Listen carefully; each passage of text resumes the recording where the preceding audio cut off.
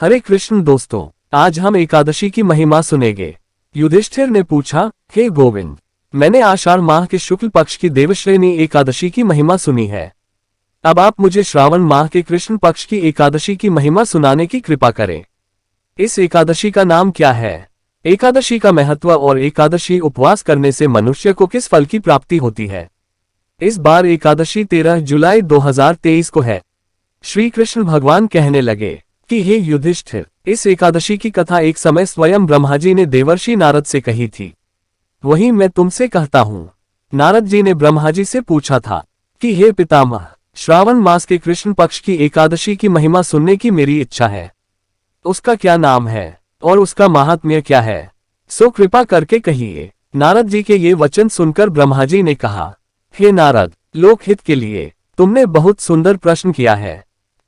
श्रावण मास की कृष्ण एकादशी का नाम कामिका है। उसके सुनने मात्र से वाजपेय यज्ञ का फल मिलता है। इस दिन शंख, चक्र, गदाधारी विष्णु भगवान का पूजन होता है, जिनके नाम श्रीधर, हरि, विष्णु, माधव, मधुसूदन है। उनकी पूजा करने से जो फल मिलता है, जो फल गंगा, काशी, नैमिषारण्य और पुष्कर स्नान से मिलता है, वह विष्णु भगवान के पूजन से मिलता है। जो फल सूर्य व चंद्र ग्रहण पर कुरुक्षेत्र और काशी में स्नान करने से, पृथ्वी दान करने से, सिंह राशि के बृहस्पति में गोदावरी और गंडकी नदी में स्नान से भी प्राप्त नहीं होता, वह भगवान विष्णु के पूजन से मिलता है। अतः पापों से डरने वाले मनुष्यों को कामिका एकादशी का व्रत और विष्णु भगवान का पूजन आवश्यक करना चाहिए। पाप रूपी कीचड़ में फंसे हुए और संसार रूपी समुद्र में डूबे मनुष्यों के लिए इस एकादशी का व्रत और भगवान विष्णु का पूजन अत्यंत आवश्यक है। इससे बढ़कर पापों के नाशों का कोई उपाय नहीं है।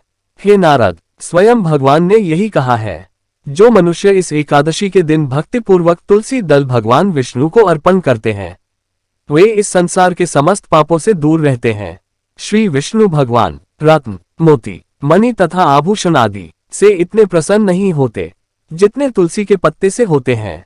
तुलसी दल पूजन का फल 4 भार चांदी और 1 भार स्वर्ण के दान के बराबर होता है।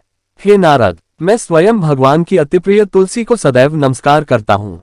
तुलसी के पौधे को सींचने से मनुष्य की सब यातनाएं नष्ट हो जाती हैं। दर्शन मात्र से सब पाप नष्ट हो जाते हैं और स्पर्श से मनुष्य पवित्र हो जाता है। कामिका एकादशी की रात्रि को दीप दान तथा जागरण करना चाहिए। जागरण में हरे कृष्ण महामंत्र का ज्यादा से ज्यादा जप करना चाहिए।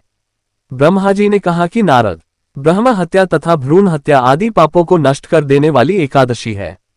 इस कामिका एकादशी का व्रत मनुष्य को नियम के साथ करना चाहिए। कामिका एकादशी के व्रत का महिमा श्रद्धा से सुनने और पढ़ने वाला मनुष्य सभी पापों से मुक्त होकर श्री विष्णु लोक को जाता है। कामिका एकादशी व्रत करने से भगवान बहुत प्रसन्न होते हैं। एक साल में 26 एकादशी होती है, इसलिए हमें प्रत्येक एकादशी का व्रत करना चाहिए। और हमें हरे कृष्ण कृष्ण कृष्ण हरे हरे, हरे राम राम राम हरे हरे महामंत्र का जप करना चाहिए। एकादशी के दिन दान का बहुत महत्व होता है। दान में सबसे बड़ा दान ज्ञान का दान होता है, इसलिए अपनी समर्था के अनुसार श्रीमद् भगवद गीता का दान करना चाहिए। अगर आप ये दान देने में असमर्थ हो तो घबराओ ना, इस वीडियो को शेयर करके भी आप दान कर सकते हो। हमारी जानकारी अच्छी लगी हो तो वीडियो को लाइक, शेयर और चैनल को सब्सक्राइब करें। हरे कृष्ण।